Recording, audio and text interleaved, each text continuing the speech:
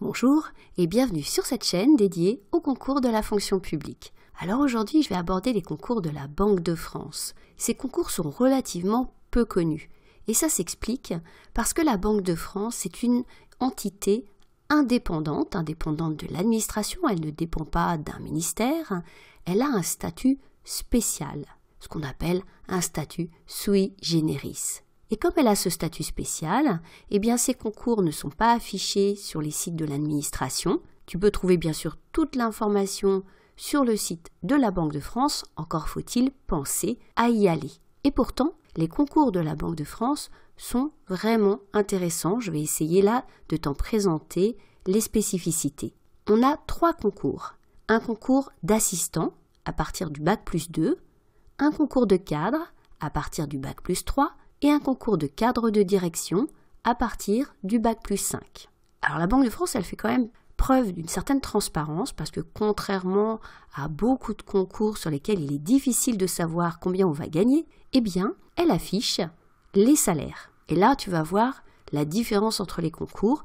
Il y a vraiment un écart important entre les postes d'assistant jusqu'au poste de cadre de direction. Donc un assistant, il va gagner, selon le site de la Banque de France, environ 21 000 € net la première année. Un cadre, au bout de sa période de titularisation, parce que comme dans les concours de la fonction publique d'État, par exemple, il y a bien une période de titularisation, donc le cadre gagnera 28 000 €, tandis que le cadre de direction gagnera 35 000 €. Tu vois que ça vaut le coup de tenter tous les concours, si jamais par exemple tu as un Bac+5, bien sûr, de tenter cadre de direction et cadre. Si jamais tu as un Bac+3, de tenter cadre et assistant. Sachant que rien ne t'empêchera l'année suivante ou les années suivantes de retenter le concours supérieur à celui que tu auras peut-être réussi.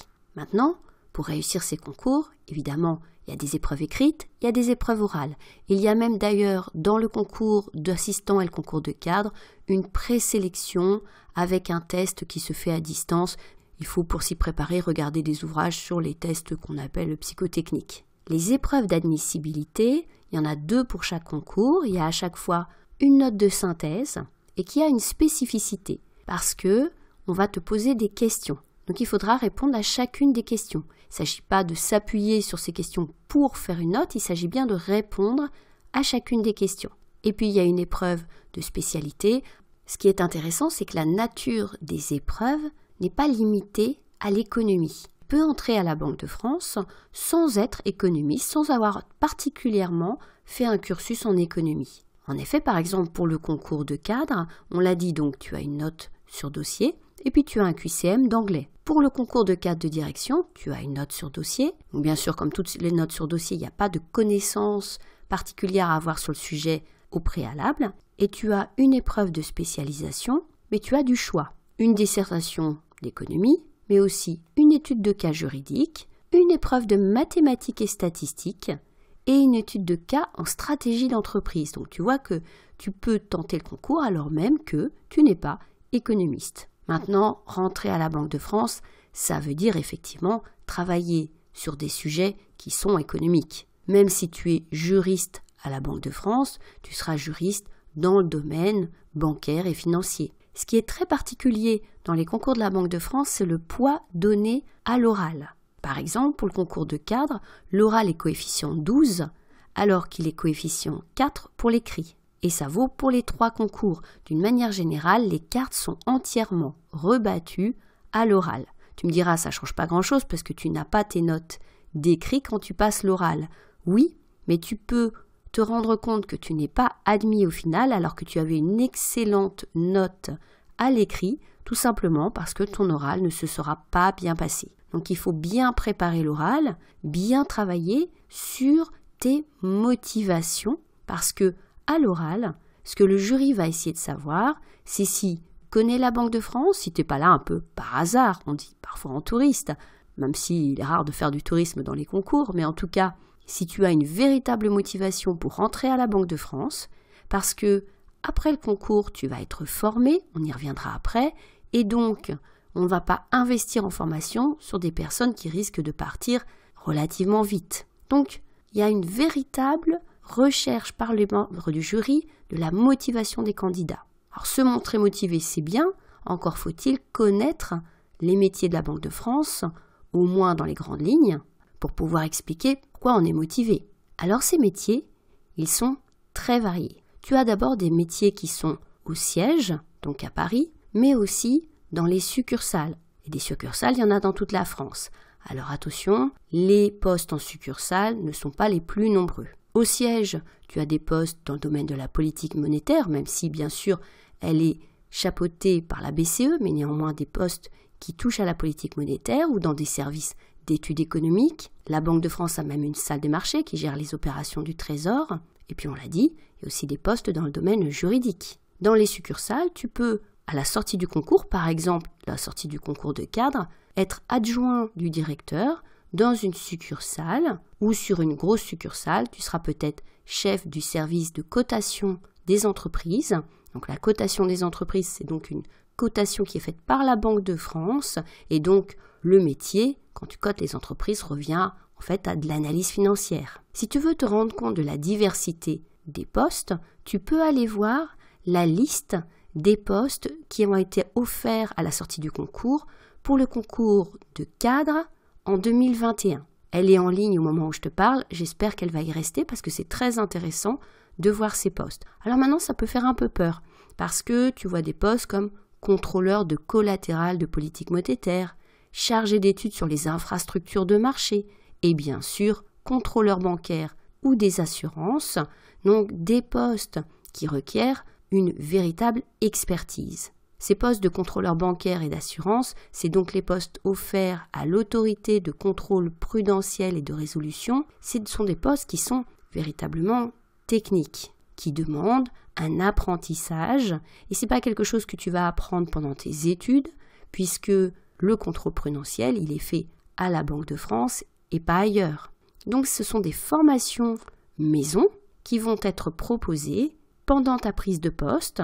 En parallèle donc de ta prise de poste, tu vas partir régulièrement en formation pour acquérir les bases du métier que l'on t'a confié. Et c'est là où néanmoins on retrouve un fonctionnement qui est commun à l'administration. On l'a dit au départ, la Banque de France, elle est sui generis, oui, mais comme dans la fonction publique d'État, territoriale ou hospitalière, ce sont des carrières longues. On va te former sur ton premier poste, mais on va aussi t'inciter à avoir une mobilité fonctionnelle. Tu vas changer de métier au cours de ta carrière et à chaque fois, bien sûr, tu seras formé à nouveau. Tu pourras d'ailleurs également bénéficier de détachements dans la fonction publique. Le statut n'y fait pas obstacle. Ces détachements, ils sont par exemple au ministère des Finances, à l'autorité des marchés financiers, et tu peux avoir vraiment des postes très intéressants comme attaché économique dans une ambassade, si tu es attiré par l'expatriation. Donc la Banque de France est aussi ouverte sur l'extérieur, ouverte par ses métiers, mais aussi ouverte de par la diversité des détachements que tu peux avoir. Dans les possibilités de détachement, tu as bien sûr aussi les détachements à la Banque centrale européenne ou dans une banque centrale d'un autre pays européen. Donc il y a à la fois une diversité des métiers dans la Banque de France, mais aussi une ouverture. Cependant, il y a vraiment une forte culture maison. Alors, je n'ai pas dit culture d'entreprise, c'est une culture service public, mais ce n'est pas exactement la même culture que dans l'administration. Pour en savoir plus sur ces métiers et pourquoi pas sur cette culture, tu peux faire appel à un réseau d'ambassadeurs. Ce sont donc des agents de la Banque de France, mais pas spécialement des agents qui travaillent dans le domaine des concours ou du recrutement. Ce sont des agents qui ont un poste dans les différents métiers de la Banque de France et qui sont accessibles pour répondre aux questions des candidats. Je te mettrai le lien vers le réseau des ambassadeurs en description de ce podcast. Comme je l'ai dit tout à l'heure, l'oral a énormément d'importance et je pense qu'une bonne façon de s'y préparer, c'est quand même de prendre contact avec l'un de ces ambassadeurs pour se renseigner sur les métiers et la carrière. Un dernier petit point de calendrier, les concours de la Banque de France ont lieu tous les ans pour ce qui concerne le concours de cadre de direction. Les écrits ont lieu tout début septembre. Pour le concours de cadre, il a lieu au printemps, mais cependant il n'est pas systématiquement organisé. Et c'est encore plus vrai pour le concours d'assistant qui n'est pas organisé tous les ans. Donc regarde bien les calendriers sur le site de la Banque de France. Et si tu écoutes ce podcast au moment où je le mets sur YouTube, donc en janvier 2022, eh bien tu as jusqu'au 3 février 2022 pour t'inscrire au concours de cadre qui aura lieu donc au printemps de l'année 2022. J'espère que ce podcast t'aura donné envie d'en savoir un peu plus sur les concours de la Banque de France, voire de passer les concours. Si tu veux recevoir de l'information régulièrement sur les concours de la fonction publique, dont bien sûr les concours de la Banque de France, eh bien n'hésite pas à rejoindre un espace partagé sur Slack. Tu pourras me poser des questions directement, mais surtout échanger, partager et poser des questions aux autres participants de ce Slack. Pour ça, c'est très simple, c'est gratuit et je te mets un petit tuto à la fin de cette vidéo pour te montrer comment t'enregistrer. Si cette vidéo t'a intéressé, eh bien n'oublie pas bien sûr de la liker, de t'abonner à la chaîne si tu n'es pas déjà abonné pour être au courant des prochains podcasts. Et il me reste à te dire à bientôt sur YouTube et à bientôt sur Slack.